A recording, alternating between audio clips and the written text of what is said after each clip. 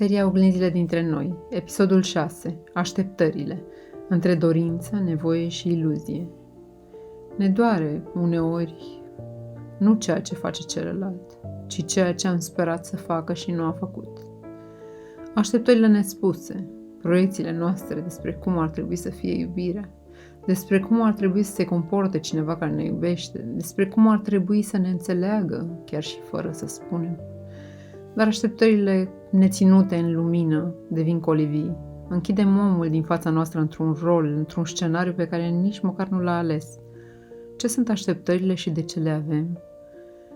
Așteptările sunt dorințele noastre îmbrăcate în presupuneri, sunt nevoile noastre profunde, dar nespuse.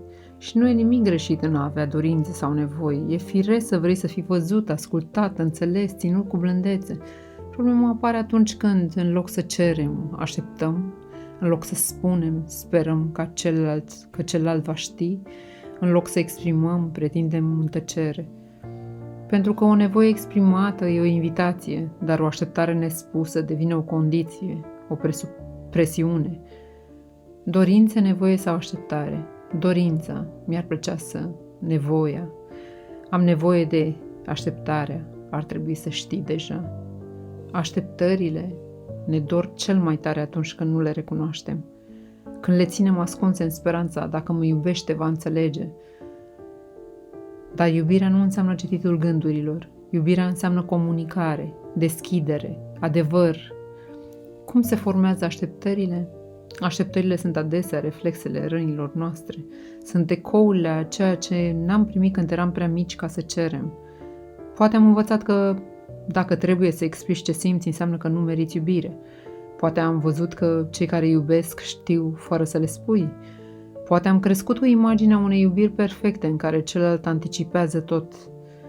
Așteptările prin rădăcină acolo unde comunicarea lipsește, unde vulnerabilitatea a fost înlocuită de speranța că celălalt va ghici. Așteptările care sufocă relația, când așteptăm ca partenerul să ne vindece rănile vechi, când așteptăm ca celălalt să ne împlinească toate nevoile emoționale, când considerăm că dacă ne iubește, trebuie să știe ce simțim fără să-i spunem, când proiectăm asupra celuilalt roluri pe care nu și le-a asumat. De exemplu, dacă mă iubește, ar trebui să știi că am nevoie să mă îmbrățișez când sunt trist. Dar poate celălalt nu a crescut cu îmbrățișările ca limbaj al iubirii. Poate pentru el iubirea înseamnă altceva, nu pentru că nu îi pasă, ci pentru că nu a primit aceeași hartă emoțională. Cum îți onorezi nevoile fără să cazi în capcana așteptărilor? Spune ce ai nevoie, clar, blând, direct. Cere, nu pretinde. Oferă libertate celuilalt să spună da sau nu. Întreabă, nu acuza. Pentru mine e important să primesc o îmbrățișare când mi este greu. Poți fi acolo pentru mine în felul ăsta? Pentru că iubirea adevărată nu controlează, nu obligă, iubirea invită, iubirea spune adevărul, nu pretinde. Întrebări de reflexie. Care sunt așteptările mele nespuse? Le-am comunicat sau doar sper că celălalt le va înțelege singur? Îmi permit să cer ce am nevoie sau aștept ca celălalt să ghicească? Unde confund dorința mea legitimă cu pretenția că celălalt să se schimbe? Pot să rămân deschis, chiar dacă celălalt nu poate sau nu știe să răspundă așa cum aș vrea? Așteptările ascunse nasc dezamăgiri, dar nevoile exprimate nasc dialog, iar în spațiul sincer al dialogului relația expiră, crește, nu din obligație, ci din alegere. Comunicarea, cum ne întâlnim cu adevărat dincolo de așteptări. Dacă nu spunem ce simțim, ce avem nevoie, ce ne doare, lăsăm între noi doar presupuneri. Și presupunerile nasc distanță, nasc resentimente, nasc neînțelegeri. Dar iubirea nu se hrănește cu presupuneri, se hrănește cu adevăr. Iubirea crește acolo unde există întrebarea: cum e pentru tine? Ce ai nevoie? Cum pot să fiu aici pentru tine? Pentru că nu suntem la fel. Ce vindecă pe unul poate să nu însemne nimic pentru altul.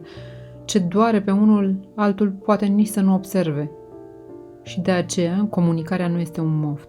Este fundamentul oricărei relații vii. Este podul care leagă două lumi diferite. Comunicarea nu înseamnă doar să spui ce vrei. Înseamnă să vrei să știi ce vrea și celălalt. Să fii curios, prezent, deschis. Să întrebi: ce înseamnă pentru tine iubirea? Cum pot să fiu acasă pentru tine? Pentru că asta facem în relații. Ne învățăm unul pe altul, ne arătăm unul altuia harta interioară, ne spunem, așa arată lumea mea, așa simt eu, așa am nevoie să fiu ținut. Și ascultăm la fel de atent. Cum e lumea ta? Ce te liniștește? Ce te doare? Cum poți să te țin fără să te schimbi? Fără acest dialog, rămânem fiecare în camera lui, fiecare cu așteptările lui, sperând ca celălalt să găsească singur cheia ușii. Dar cheia se oferă, se încredințează, se pune în mâinile celuilalt cu sinceritate, vulnerabilitate, dorința de a construi împreună. Pentru că iubirea adevărată nu înseamnă să primești fără să ceri.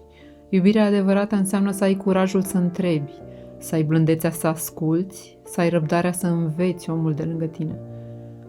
Să spui, vreau să știu cine ești, vreau să înțeleg cum pot să fiu bine cu tine, fără să renunț la mine.